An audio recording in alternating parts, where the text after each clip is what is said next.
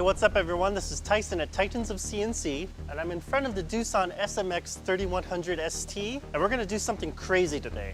I've got a chunk of 718 Inconel. It's not just any Inconel, it's 718 that's been solution treated and heat treated. It's probably up there with some of the hardest materials that I've ran before. I'm not just gonna do a regular turning operation with this Inconel, I'm gonna do something pretty cool called pinch turn.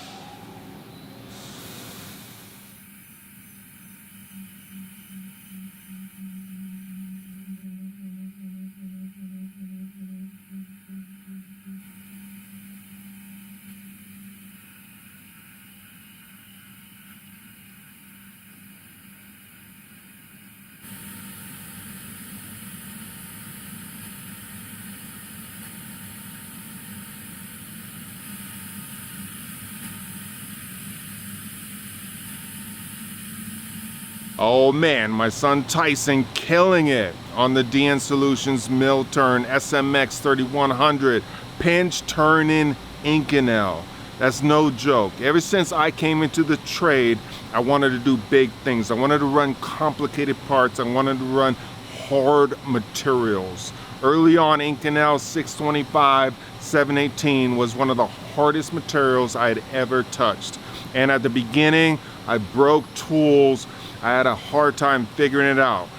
But once I figured out the secret sauce, the ingredients, I always say it's all about having the ingredients and understanding the recipe so you can make magic. And that's what we're doing every day, taking that experience and giving it all to you guys. We made parts for the biggest rocket companies in the world, huge aerospace, subsea, all that.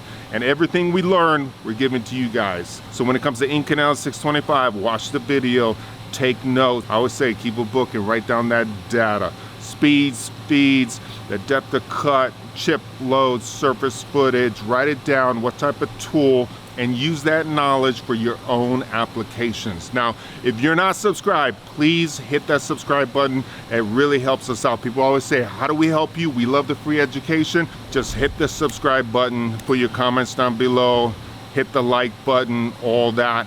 That helps us out. I love you guys, love this trade. Enjoy the rest of the video. Inconel 625, boom.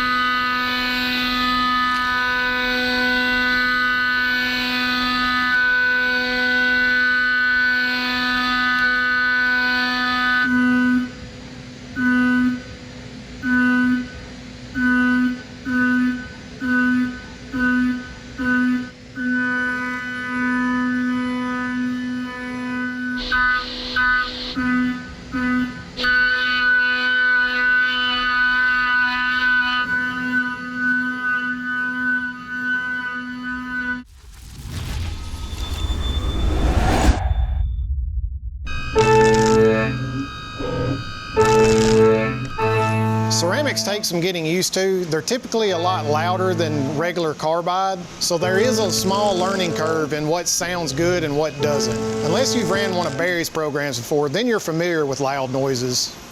By using ceramics, we can increase our surface footage dramatically, which is going to increase our metal removal rate and decrease our cycle time. The main thing to remember about ceramics is that while they may be extremely hard, they're also very brittle. So the inserts aren't going to be able to take a lot of hammering. So we will need to make sure our tool path is smooth as possible when we're doing 5-axis roughing. While it may be very simple to apply a 5-axis tool path to a part, there's a lot of things to consider depending on if you're roughing or finishing. Things like cut tolerance, tool path smoothing, and point distribution are all going to have an effect on things such as surface quality and overall program performance. Without controlling these things, you may end up with a choppy tool path with a lot of pauses or jerking motions.